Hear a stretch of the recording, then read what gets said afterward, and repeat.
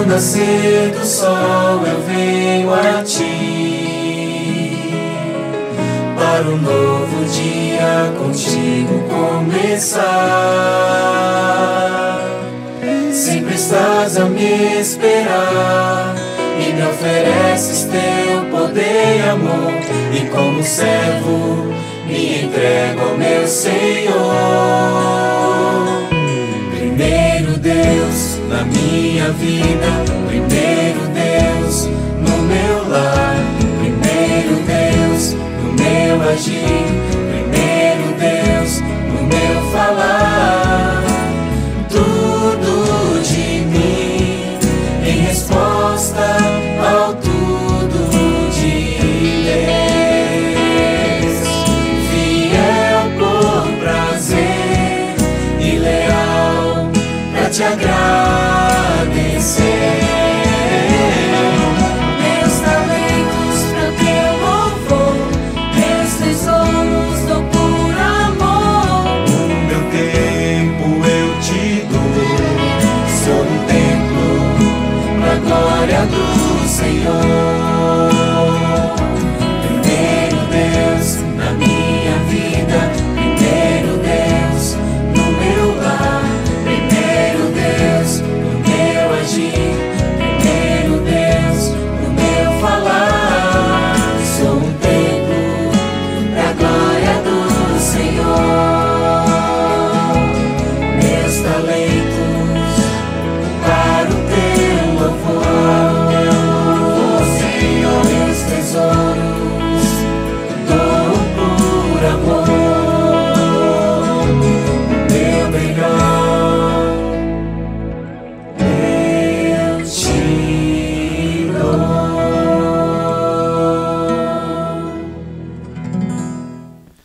Olá, meu querido irmão, minha querida irmã, um bom dia para você, um bom despertar, e que bom é despertar já na companhia do nosso querido Salvador.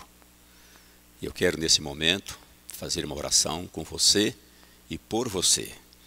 Não sei como é que você está agora, mas feche os seus olhos e vamos falar um pouquinho com o nosso Deus.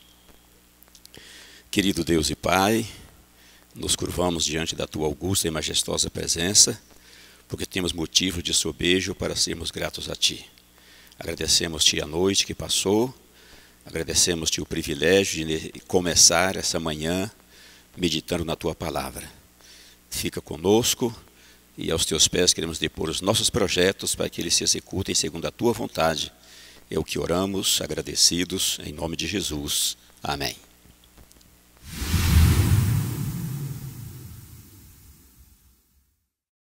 Tem mais de 25 anos que a gente está aqui, já beirando os 30 anos.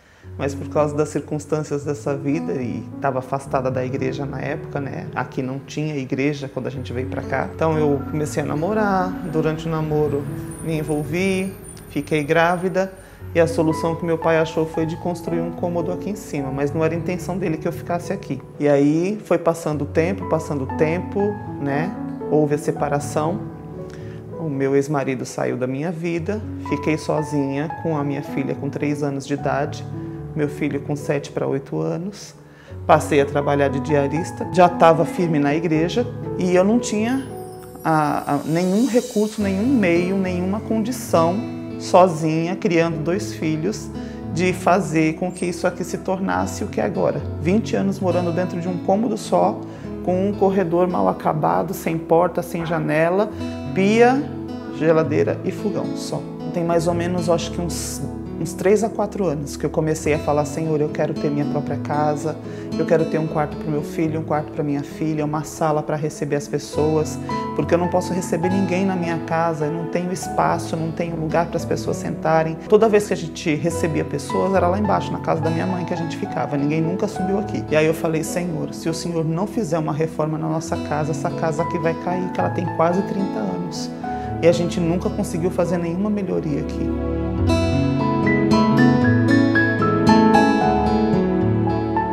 Na hora da Santa Ceia, o pastor Fabrício ele fez um pedido. Ele falou assim: então vocês podem fazer um pedido agora, antes de tomar o cálice.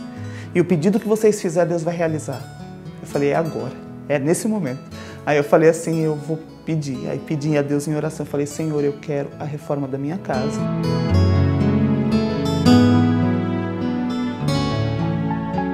Quando foi nesse mesmo dia que eu fiz esse segundo pedido na Santa Ceia, na parte da tarde que os Calebs fizeram um JA de abertura, fui chamada lá embaixo pelo meu cunhado, o Anderson Mazzini e o Marcelo. Eles falaram, a gente tem que falar com vocês. Chamaram eu, chamaram meu filho e chamaram minha filha. Eu já, sabe aquele choque, levei um susto, falei, misericórdia, aconteceu alguma coisa, o que será que a gente fez de errado, né?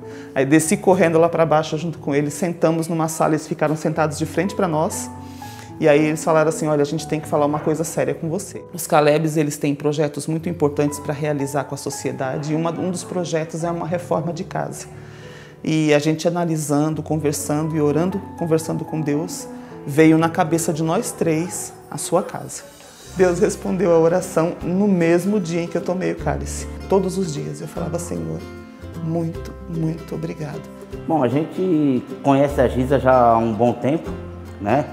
Sabe da dificuldade dela e quando apareceu no projeto a ideia de reformar uma casa, né, e nós resolvemos fazer dela pelo desempenho que ela tem com a igreja. É uma pessoa que realmente trabalha para Deus. Então quando o projeto nos deu a oportunidade, vamos reformar uma casa, foi a primeira pessoa que veio na minha mente.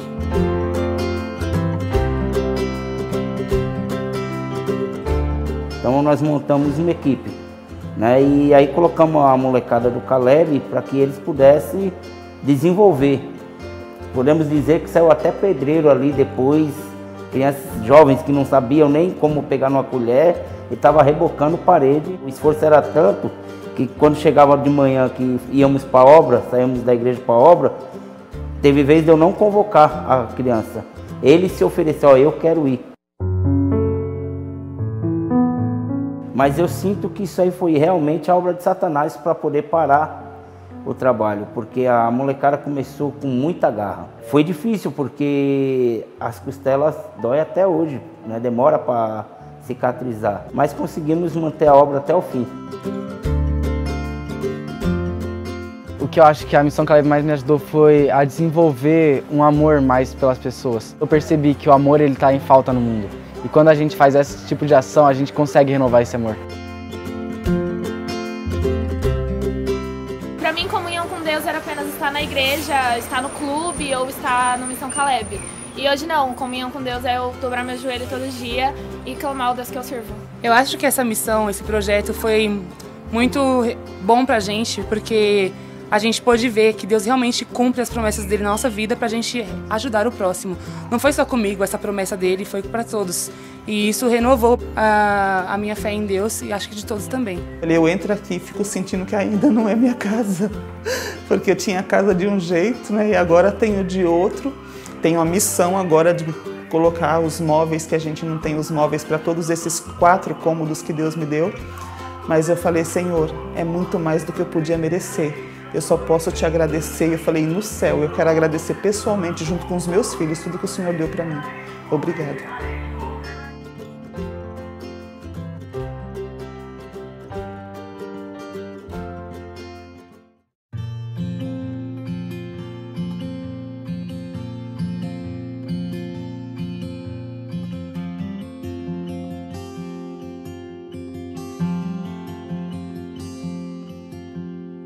Cedo me acorda a oração, é o coração que tá apertado para ver um mundo diferente da notícia repetida da televisão.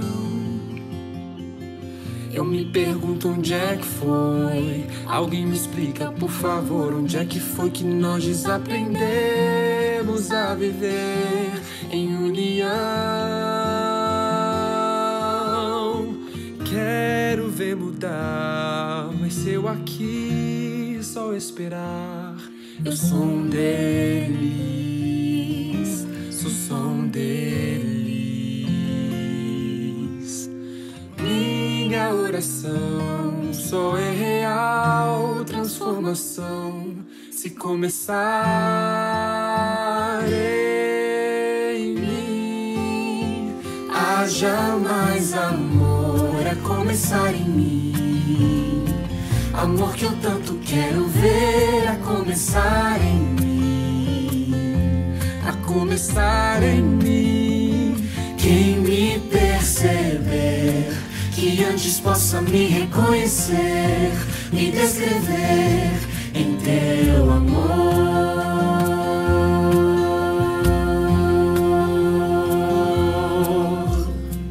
E se tivesse mais perdão, se num lugar de apontarem tantos erros fossem estendidos mais abraços, mais olhares de aceitação. Se não mais tanto tempo em vão, se nosso bem mais precioso não faltasse quando pra ouvir, pra entender o meu irmão. Posso até sonhar, mas se eu aqui só esperar, eu sou um deles, sou um deles. Minha oração só é real transformação se começar em mim. Haja mais amor a começar em mim. Amor que eu tanto quero ver a começar em mim. A começar em mim. Quem me perceber, que antes possa me reconhecer, me descrever em teu amor.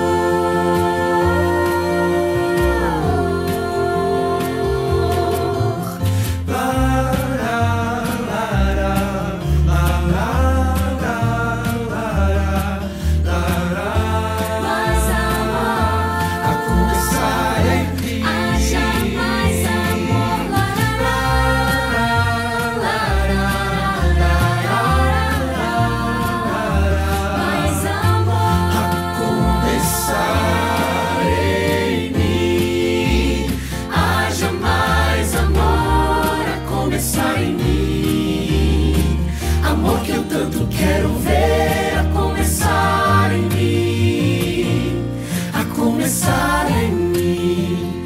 Quem me perceber, que antes possa me reconhecer, me descrever em teu amor.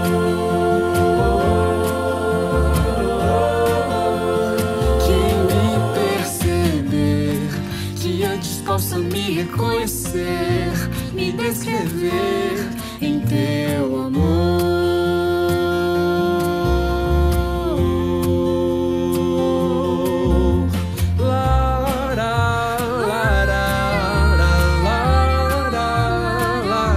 Mais amor em mim.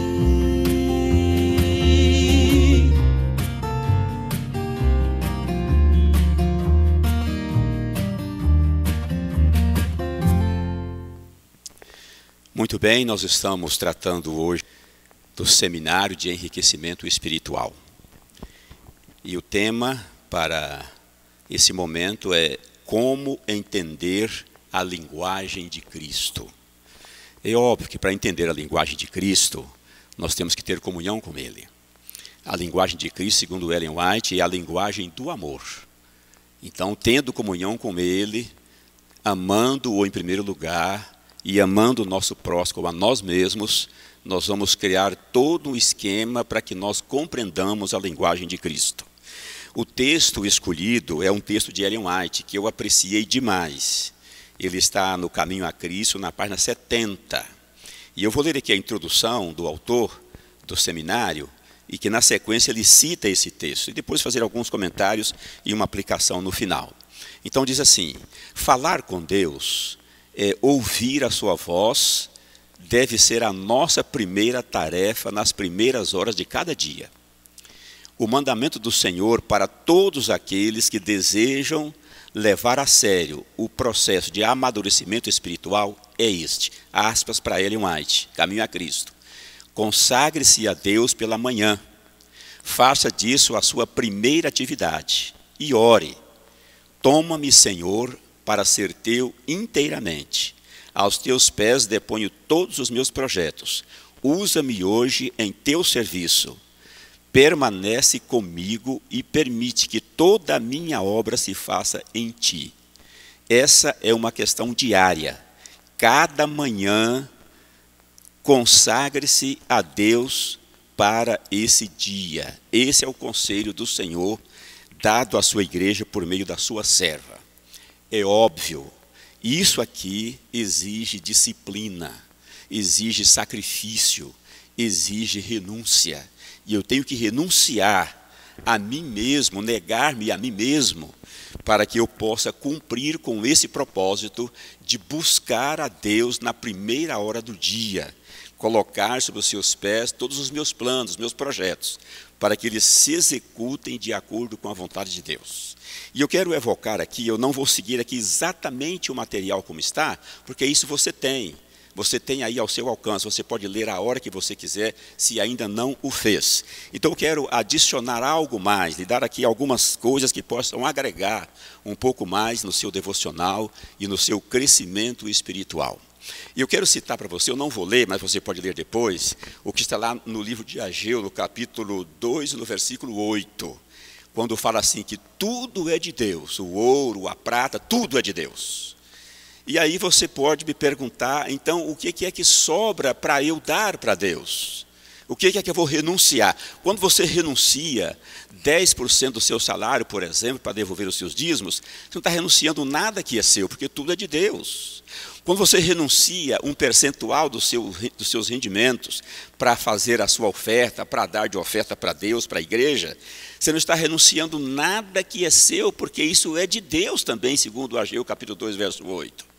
E quero dizer mais, quando você renuncia a si mesmo, quando você entrega a sua própria vida no altar do Senhor, você não está renunciando nada que é seu, porque a vida também não lhe pertence. A vida pertence a Deus. Então eu faço-lhe uma pergunta. Essa disciplina que se exige de cada um de nós para vivermos essa comunhão com Deus, ela exige renúncia em que sentido? Parece que eu não tenho nada a que eu possa renunciar como sacrifício, como demonstração de disciplina, de renúncia da minha parte, para ter essa comunhão com Deus. Sim, você tem algo que é seu, exclusivamente seu, assim como eu também tenho algo que é meu, exclusivamente meu, e que eu não só posso, como eu devo renunciar para manter esse programa diário aqui, sugerido pela serva do Senhor, que é consagrar-me a Deus cada manhã. Veja, no capítulo 26 do Evangelho de Mateus, nós encontramos aqui as últimas horas de Jesus. E eu quero mencionar quando ele estava no horto de Getsêmani orando. Mateus 26, 42 diz assim, olha: retirando-se pela segunda vez, orou de novo dizendo: meu Pai, se não é possível que este cálice passe de mim, sem que eu o beba, faça-se a tua vontade. E como você sabe, Jesus orou por 3 vezes pedindo: Pai, se é possível, passa de mim esse cálice. Jesus não queria. A vontade de Jesus, embora não tivesse uma vontade pecaminosa, era não tomar aquele cálice. O que é que eu quero dizer com isso? É que o próprio Jesus renunciou à sua vontade pessoal, à sua vontade individual, para submetê-la à vontade do seu Pai. E você tem uma vontade, eu também tenho uma vontade. E o pior, a minha e a sua vontade é uma vontade pecaminosa. E é exatamente isso que eu possuo, isso eu não recebi de Deus. Os meus bens eu recebi de Deus, a saúde eu recebo de Deus, os meus bens materiais eu recebi de Deus, a própria vida eu recebi de Deus, mas a vontade pecaminosa, essa não foi Deus que me deu. Essa é minha, e exclusivamente minha. E é essa vontade que eu devo renunciar.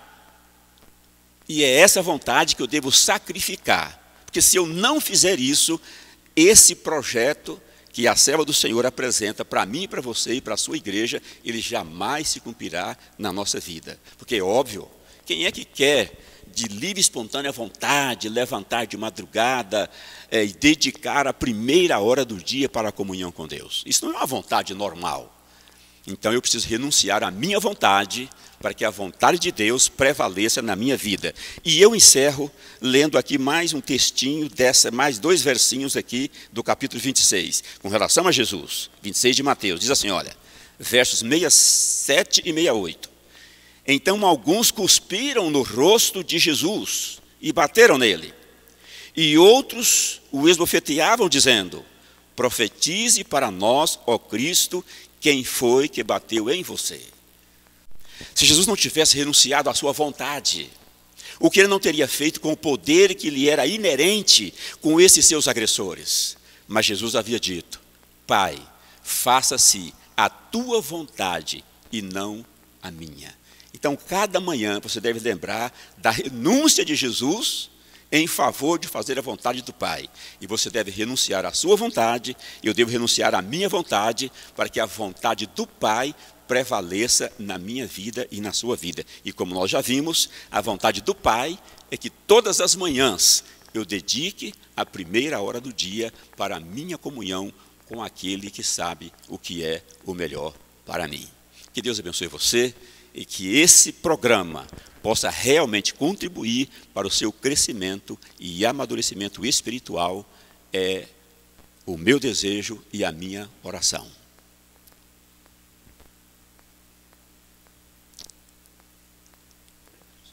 Oremos. Querido Deus e Pai, nos curvamos diante do Senhor para agradecer mais uma vez pela noite de repouso e pelo privilégio desse momento de comunhão especial contigo. E que esse momento possa fazer a diferença no transcorrer do dia inteiro. Que eu sinta, assim como estou sentindo agora, a tua presença na minha vida. E que amanhã essa minha experiência seja renovada. Que eu possa dedicar, de fato e de verdade, a primeira hora do dia para buscar a tua vontade para a minha vida. Abençoa-nos a todos. Fica conosco nesse dia e em todos os dias da nossa vida. É o que nós te pedimos, agradecidos, em nome de Jesus. Amém. Que o Senhor te abençoe e te guarde. Que o Senhor faça resplandecer seu rosto sobre ti e tenha misericórdia de ti.